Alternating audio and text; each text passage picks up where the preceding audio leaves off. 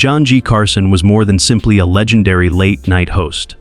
Plus, he had the hosting chops to rival the best of them. Tension hung in the air as people stormed off stage in surprise, moments hidden behind the laughter and casual talk. These awkward silences weren't like any other. The audience was astonished by the abrupt exits. Come with us as we tally the 7 guests that transgressed against Carson's rules, and the celebrities who were abruptly eliminated from the program. Tommy Smothers, number 7. Both Tommy and his brother Dick succumbed to smothering. Tommy was a member of the legendary Smothers Brothers comedic combo. They were more than just performers. In the realm of comedy in the 60s and 70s, they were rebels. They were known for their political cynicism and biting sarcasm, which they used to mock everyone from powerful people to TV executives to themselves. They had a hit show with the Smothers Brothers Comedy Hour, but it was also contentious and often clashed with censors. Particularly Tommy was known to be impulsive, vocal, and even a bit flamboyant at times. His charisma stemmed from that, but it also led to his misfortune on occasion. We were all expecting fireworks when he made an appearance on Johnny Carson's show. When colorful characters would grace the couch, Carson would adore them. It allowed him to practice his hosting abilities while keeping the show interesting. Tommy entered the room flashing that naughty grin. Get your jokes prepared and get ready for an electrifying audience. However, the vibe changed that night, and the light-hearted conversation fell flat. Tommy seemed to be getting more and more agitated and frustrated as his jokes started to fall flat. Being the polished expert that he was, Johnny attempted to steer the conversation, but it veered off course. I then witnessed it. Tommy suddenly leaned back, appeared uneasy, and got up from his seat. People in the crowd nervously giggled, as if this were a comic routine. Tommy, though, skipped the punchline and just walked off stage. Just disappeared without a word, a nod to the audience, or a curtain call. There was a brief hush. Unexpectedly, The Tonight Show was silent. Half amused and half stunned, Johnny's expression conveyed the story. As soon as tensions rose, he cracked a joke. In reality, though, not even he had anticipated that. It was unfiltered, natural television. Those that drive onlookers to lean forward in their couches in awe at what they have just experienced. Not only did Tommy Smothers walk off, but his character at the time added an irreplaceable air of mystery to the scene. There was no sign of a timid newbie or an inexperienced visitor in him. He had a long career as a comic and was no stranger to authoritative sparring and stage dominion. Nobody anticipated him to do anything other than walk off. Still, rather than endure the uncomfortable situation, he decided to depart at that very moment. Following the event, spectators argued over the truth. Did Carson irritate Tommy? Like his erratic antics, was it a statement? Or was it just a passing phase where he felt unsteady and the vibe was off? Whatever the case may be, it became one of those tales that helped perpetuate The Tonight Show's renown. Anything could happen. In the context of live television, it served as a constant reminder of the tightrope that Carson had to walk each night. His responsibility was to ensure that the show continued uninterrupted. He demonstrated his ability to do it again. Tommy Smothers' unpredictable legacy will always include the unscripted walk-off. It was shocking as well as humorous, so much so that viewers can't stop talking about it. That startled feeling is what will stay with you forever. Nonetheless, viewers didn't get just one in the program. Peruse the remaining content. Brooke Shields, number 6. Brooke Shields had already established herself as more than simply an actress and model when she took her seat opposite from Johnny Carson. She sparked a lot of debate. She was in the spotlight from the time she was a little girl, when she did modeling shoots, until she broke out in films like Pretty Baby and The Blue Lagoon. Criticism, questioning, and judgment were all things that Brooke was accustomed to. However, being cornered on live television was a new experience for her. Her iconic response occurred that night when Johnny Carson said precisely that on The Tonight Show. When Brooke first started appearing on late-night television, she was still rather young, not yet out of her teens. She exuded an air of elegance and confidence, and she looked stunning. Still, she was defenseless. She still lacked the thick armor that more seasoned Hollywood stars had in order to avoid awkward questions. Carson, whose comedic timing was legendary, had a way of getting under his guests' skin, and his jokes could be a little painful at times. It was a somewhat light-hearted start to the discussion. Johnny taunted her about juggling acting in college, inquired about her current endeavors, and the crowd laughed. As he moved on to more intimate topics, he made light of the scandals that had surrounded her early career and how the media had inflated her image. A few hesitant laughs escaped the audience, but Brooke's grin became even more fixed. With every joke, her unease was palpable. On the surface, Johnny didn't intend to be cruel, but his inquiries began to come off as insults. Although she made an effort to ignore them, keep her cool, and laugh along, Brooke eventually lost her patience. Finally, the time has arrived. Brooke stood motionless following a particularly cutting remark. Quickly flashing Johnny a sharp smile, she pushed back her chair and, with an air of elegance that was uniquely hers, rose from the platform and left. The crowd let out a gasp. Some thought it was a real walk-off, while others thought it was a prank. Johnny appeared momentarily taken aback, his normally composed expression wavering as he attempted to take it all in. It seemed like the late-night host had temporarily lost command of his own program. Carson, ever the expert, got back on his feet in no time. He looked to the crowd, made a little joke, and assured them that everything was all right. However, the excitement in the recording room was evident. American Golden Girl Brooke Shields had just done something that few dared to do. Johnny Carson had been left high and dry by her. She appeared extremely distressed backstage, according to subsequent sources. She was finally giving in to the overwhelming pressure of being under continual scrutiny and having to justify herself in interviews. Finally, she had spoken her mind in front of 1 million people on that stage, through her departure rather than her words. The effects were felt right away. Newspapers covered the incident again the following day, describing it in a variety of ways, from a courageous stance to a humiliating overreaction. Some spoke out for Brooke, saying that the media had been unkind to her for a long time and that Carson's comments were too much. Some viewers of her comedy show thought she couldn't handle jokes. Although opinions differed on many issues, there was consensus on one point. It left a lasting impression on viewers. Growing up in the spotlight with people always questioning her decisions and morality was tough, Brooke said in subsequent interviews. It wasn't just about that one night when you walked off the Carson stage. The story revolved around the sudden release of years of tension. Audiences were reminded in a genuine way that even the most polished superstars are still human. One of the most talked about instances on The Tonight Show occurred that night. Carson was no stranger to difficult visitors, but the news of Brooke's departure hurt him in a new way. It wasn't driven by animosity, humor, or competition. Something more fundamental, wariness, drove it, and it became her more sympathetic than before. Even after that, it persisted with her. Next on the list is Joan Rivers. Before the drama, Joan Rivers was the protege of the brilliant and perceptive Johnny Carson. She was a longtime fan of The Tonight Show and had been a guest host there for many years. Her career had been propelled by Johnny's assistance. Their audience loved them as a comedic duo. Carson, with his reassuring steadiness, and Rivers, with her courageous jabs. But that all changed in 1986. Joan made sure she paid her dues when she jumped at the chance to host. Instead of being a triumph, Joan experienced the most tragic form of public heartbreak from this opportunity. The breakup didn't appear to be a walk-off or yelling match when it happened on live TV. Although it was cooler and quieter, the scene was just as powerful.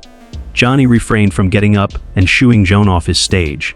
Rather, he shut a door softly yet firmly. He let it be known that guests on Joan's rival show may face professional exile in the form of difficulties securing The Tonight Show. The prohibition tarnished Joan's new program's reputation and their personal past, causing it to fail before it even had a chance. The audience felt the loss as much as they saw the aftermath of what felt like a betrayal from an old friend in this sequence. This moment is particularly impactful for your countdown because of the personal touch it has. For years, Joan had been Johnny's faithful guest host, sharing the stage with him and learning the ropes because she trusted him. He aggressively guarded the late-night realm for his own benefit. He protected his domain as best he could when someone he believed to be his fled without warning. You can totally relate to both emotions. Joan aspired to develop herself deeper. Johnny yearned for the undivided devotion of those who had triumphed alongside him. An industry lesson about power, pride, and the cost of ambition ensued as those demands clashed, turning a friendship that had delighted the cameras for years into a sad tale. Decades passed with the emotional aftermath. It was made public that Rivers felt bad about how things ended, and that she had attempted to contact them. Before he passed away, Carson never forgave her. Jay Leno and most of the other hosts followed Carson's unwritten rule and avoided Joan for a long time. Unfortunately, the pain had already become legendary by the time Jimmy Fallon asked her back in 2014. So the circle felt temporarily healed on television, because it demonstrates how one job decision can rip a personal tie apart and reverberate through years of interviews and laughs. The scene is more heartbreaking than a dramatic walk-off. Their narrative evokes genuine feelings in you. It has nothing to do with an irate customer storming off. The host closes the door behind a departing guest. It's about the kind of treachery that takes root in people's lives and careers rather than exploding on stage. That gradual, profound pain is startling in its own manner. This helps to clarify why many people consider Joan Rivers' departure from Johnny Carson's entourage to be among the most iconic instances of late-night television ever. Don Rickles, the number 4. There was no ordinary guest than Don Rickles. Regarding insult comedy, he was unrivaled. Someone who could make you laugh harder than before while roasting you till you were crimson in the face. Their electrifying chemistry made him a favorite guest on Johnny Carson's Tonight Show. It was as if Rickles and Johnny were two buddies playing a private game in front of millions of people, with Rickles' quick jabs and Johnny's cool comebacks.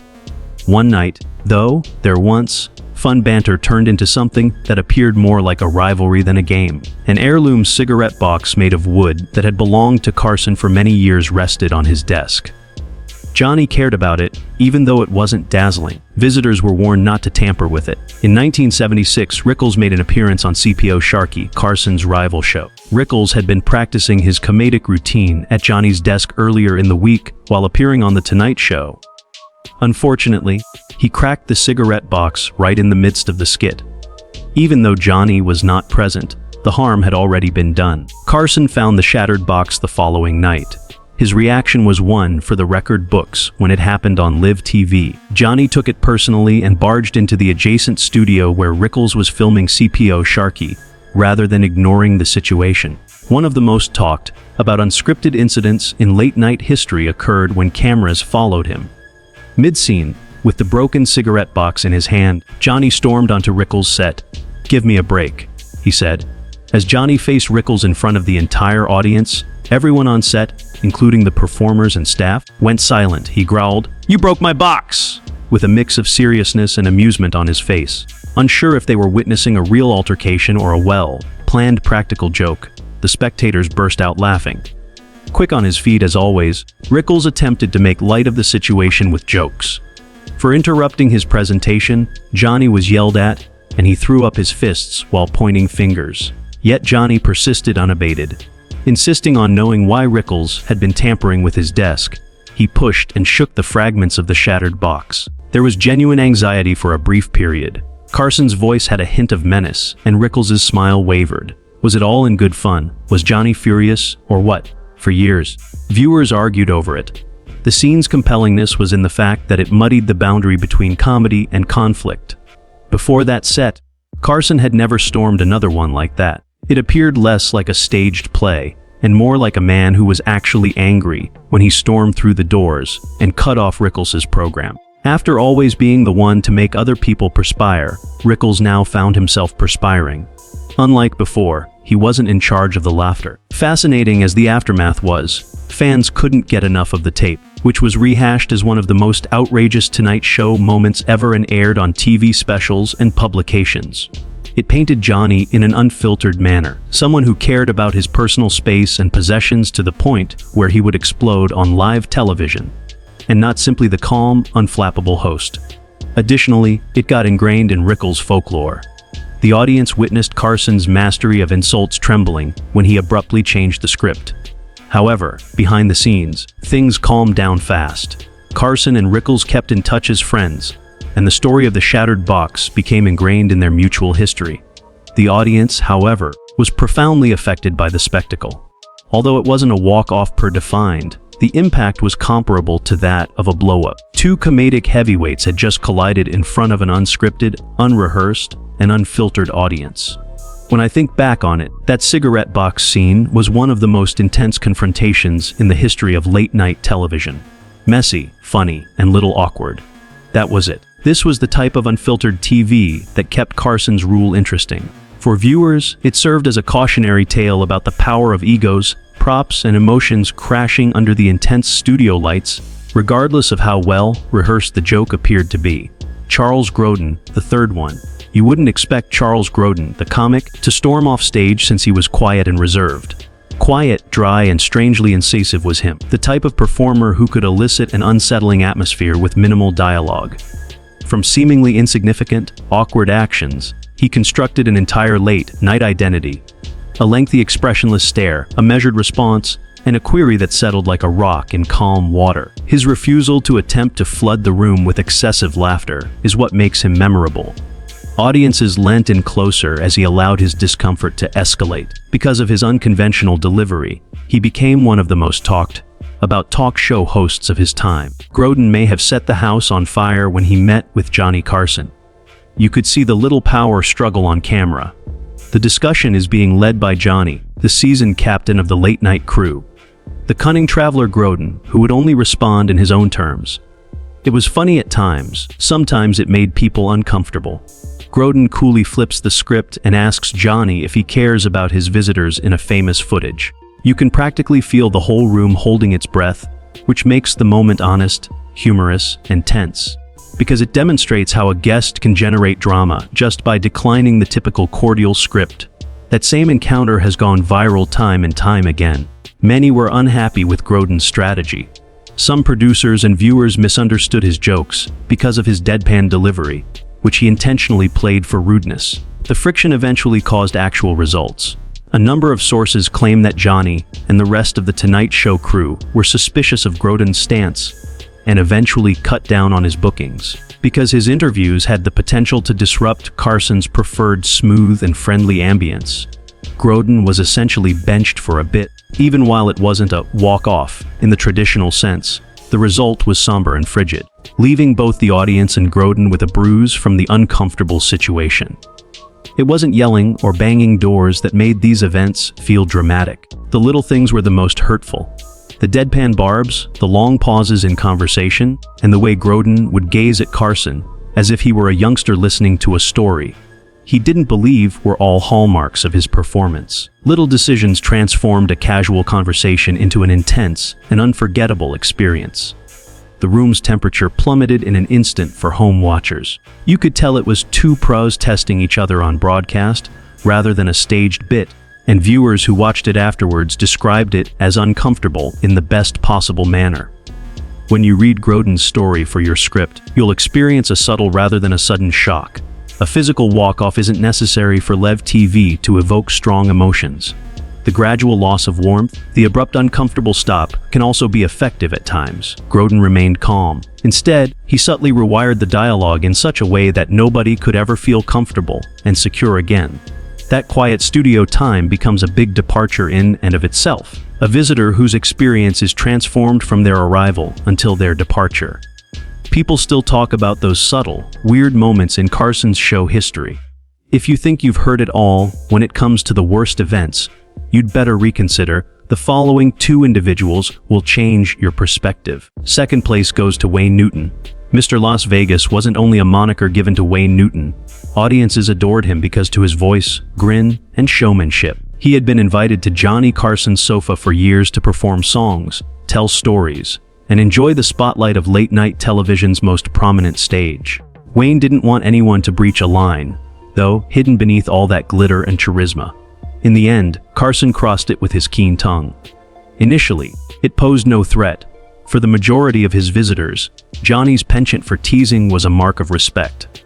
You were important if Carson made a joke about you. Wayne got in on the act. He grinned, laughed, and allowed Johnny to make fun of his glitzy Las Vegas lifestyle. The jokes, however, began to get increasingly personal over time. Wayne rumors, whispers, and barbs about his business practices and masculinity started showing up in Carson's monologues. This was no longer hilarious for the man whose career hinged on his public persona. In 1980, the true tension burst forth. In a shocking move, Wayne Newton beat out Johnny Carson to buy the Aladdin Hotel in Las Vegas. This astonished the entertainment industry. All of a sudden, he was more than just a performer, a business magnate. He appropriated a plot of land in the city that Johnny desired. Although it may have been only business to Carson, Wayne felt retaliation in the subsequent jokes. Their relationship suffered each time Johnny made a personal attack on Wayne, whether it was over his appearance, his image, or the Aladdin contract. Finally, Wayne had had enough.